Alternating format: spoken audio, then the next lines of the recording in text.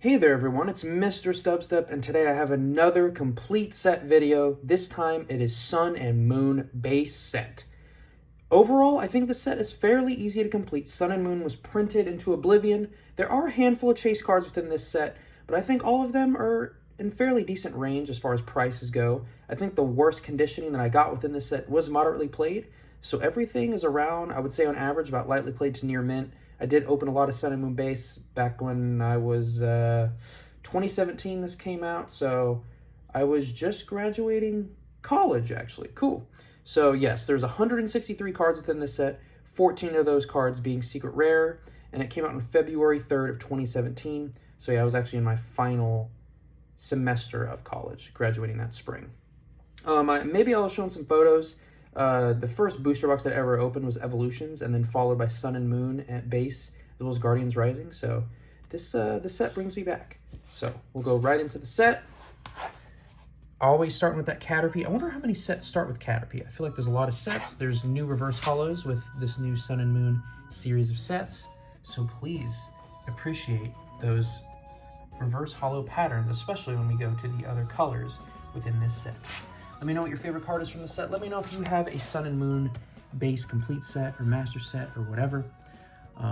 Overall, this was a set that I've been wanting to complete for a while, but I just kind of put it on the back burner because Sword and Shield was just releasing so much fire, and I had to keep up, you know? This was the first generation of 7th generation Pokemon.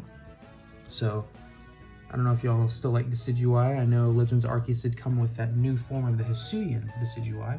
And then this was also the first set to feature GX Pokemon cards, which is like the new basic ultra rare, and a lot of them featured a GX attack, which you could only use once per game. So that was an interesting thing, kind of similar to how like V-Star attacks and V-Star abilities you can only use once per game. But some of the GXs towards the end were really freaking strong. So overall, I think a very completable set. It fits within a 360 card binder, which is always appreciated. You know, sets that go beyond, and then you have to get the 420 card binder, or maybe it's 480, it's the 4-pocket one. Or if it's like Fusion Strike and it doesn't even fit in that, which can be very frustrating. But oh, look at that Arcanine. That hair, just everything. I love this Arcanine, my goodness. But yeah, no, this set really brings me back. It was when I was like, do I wanna, I'm gonna be honest, I had enough money to where I was like, what do I need to spend on this? And the first thing I went back to was childhood stuff. I always wanted to open a booster box growing up, but of course, I would just get a couple packs with my dad when we went to the store. He would get football cards. I would get 1 or 2 packs of Pokemon cards. That's why I have a bunch of miscellaneous packs from, you know, the WotC era of cards. I probably opened the most Team Rocket. I just thought it was cool as a kid because, you know, it looked bad and rebellious. You know, you go through those rebel stages when you're a kid.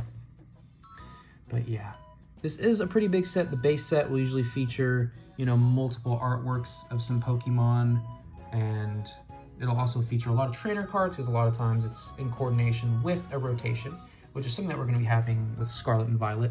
A lot of times base sets get overprinted because, you know, a lot of new cards are being introduced. They want people to be able to have enough cards for their decks, and it's just to bring popularity. They try to build hype for the base sets, and then, you know, people buy them. And Sun and Moon base packs were found in collection boxes and products for a long time, way after even the Sun and Moon era of sets was complete.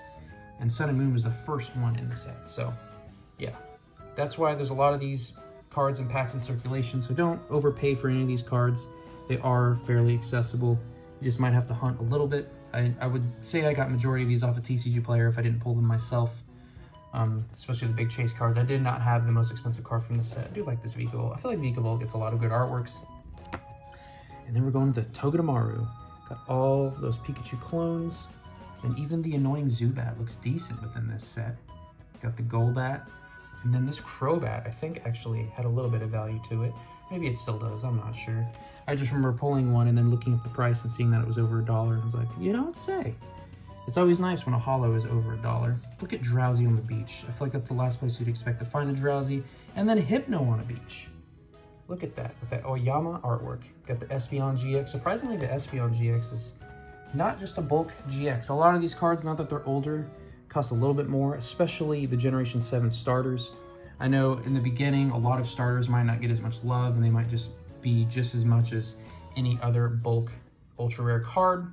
But over time, the legendaries and the starters, people feel the most nostalgia toward those, especially if they play the video games or watch the anime. So it's worthy of kind of keeping an eye on those. Obviously, will anything be as good as the original Bulbasaur, Charmander, Squirtle? Probably not, but you know, a lot of other starters get some love. So just be aware of that. Like Generation 2 gets some decent love from the starters.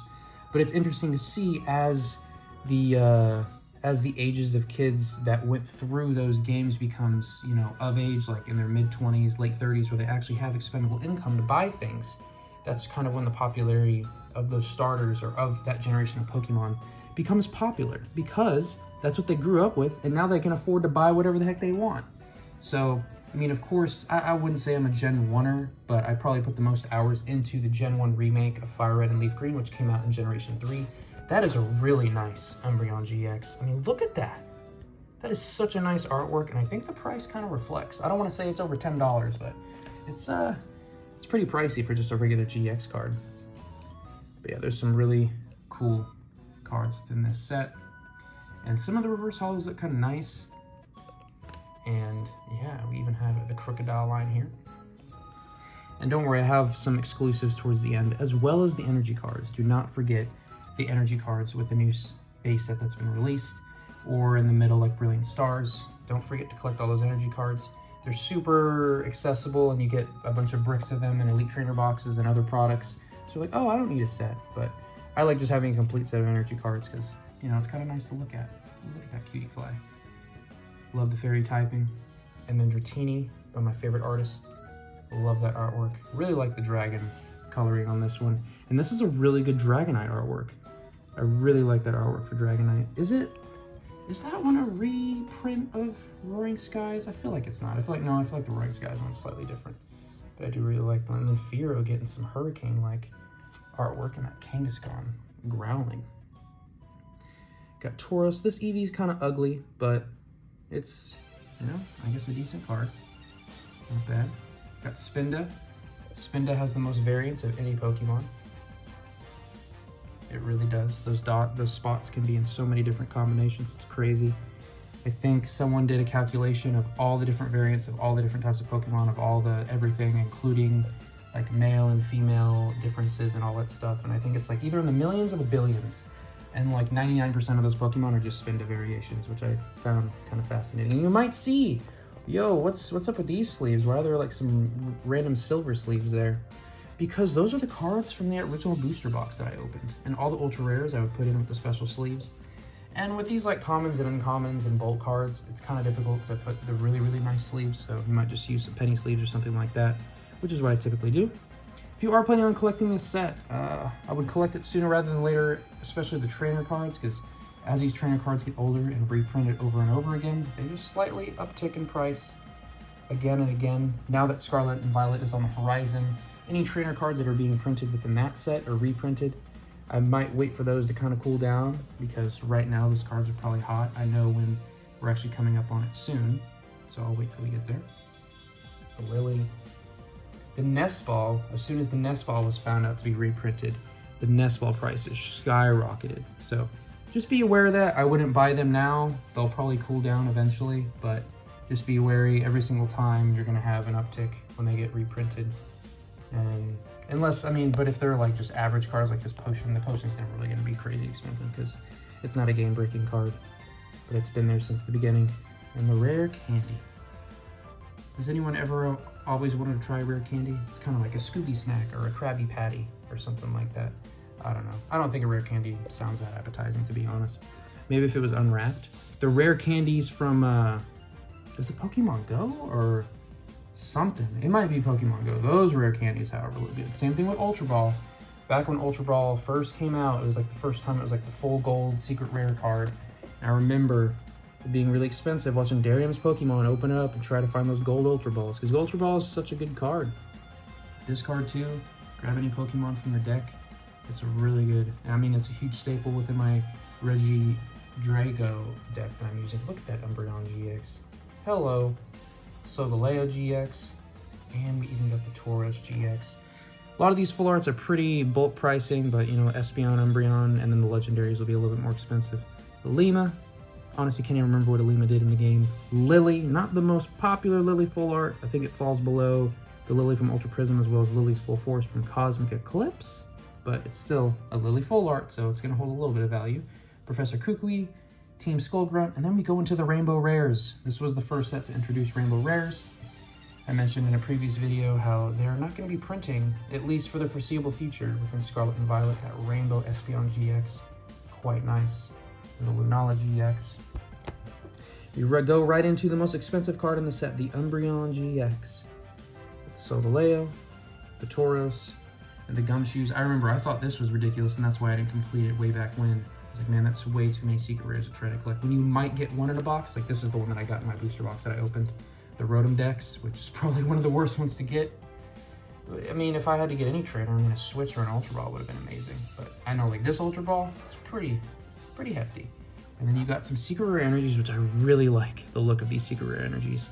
So shiny, and I love it. And we do have some, oh, these are the energies. I do really like the first Sun and Moon basic energies. I really like the texture, how it looks like texture or something like that, or like some type of pavement or the earth.